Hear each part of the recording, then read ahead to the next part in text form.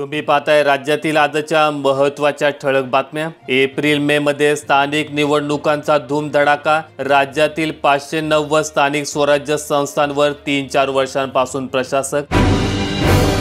सोसायटीत पार्किंगची जागा नसेल तर नव्या वाहनांची नोंदणी नाही। वाहनांच्या संख्येवर मर्यादा आणणार। रिक्षा दुचाकींना प्रस्तावातून वगळणार। परिवहन विभाग प्रस्ताव सादर करणार।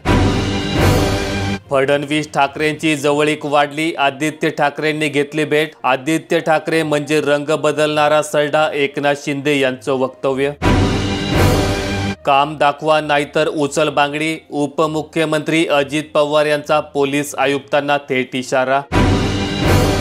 वाल्मी कराडवर ईडीची कारवाई का नाही? खासदार सुप्रिया सुळेंचा सरकारला सवाल। अनिल देशमुख संजय राऊतांचा दाखला।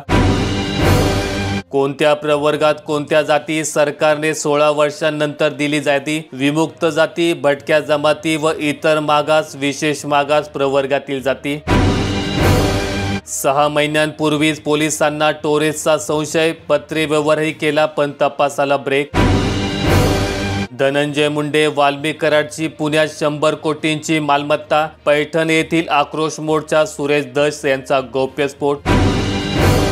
टोरेसची राज्यभर फसवणूक साखळी। आर्थिक गुन्हे शाखेचे 6 ठिकाणी सर्च ऑपरेशन। कोट्यवधी रुपये जप्त। नायट्रेट आणि क्षारयुक्त पाण्यामुळे केस गळती। बुलढाणा जिल्ह्यातील टक्कल प्रकरणी प्राथमिक अहवाल। 11 गावात सर्वेक्षणात आढळले 100 टक्कल बाधित। तापमानाचा पारा आणखीन घसरणार। विदर्भ वगळता उर्वरित राज्यात उद्या पावसाची शक्यता। शिक्षणासाठी खर्च मिळण्याचा मुलीला अधिकार। सर्वोच्च न्यायालयाने नोंदवले निरीक्षण।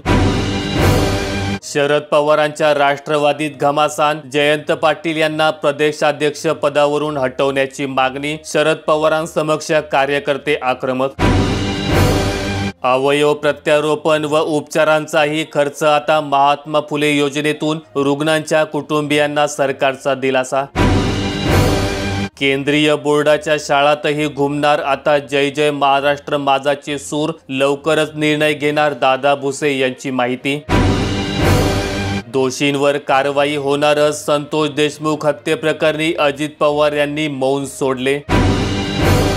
धस जरांगे मुंडे समर्थक आमने सामने। एकमेकांविरोधात घोषणाबाजी। वादग्रस्त वक्तव्य प्रकरणी परस्पर विरोधी गुन्हे दाखल।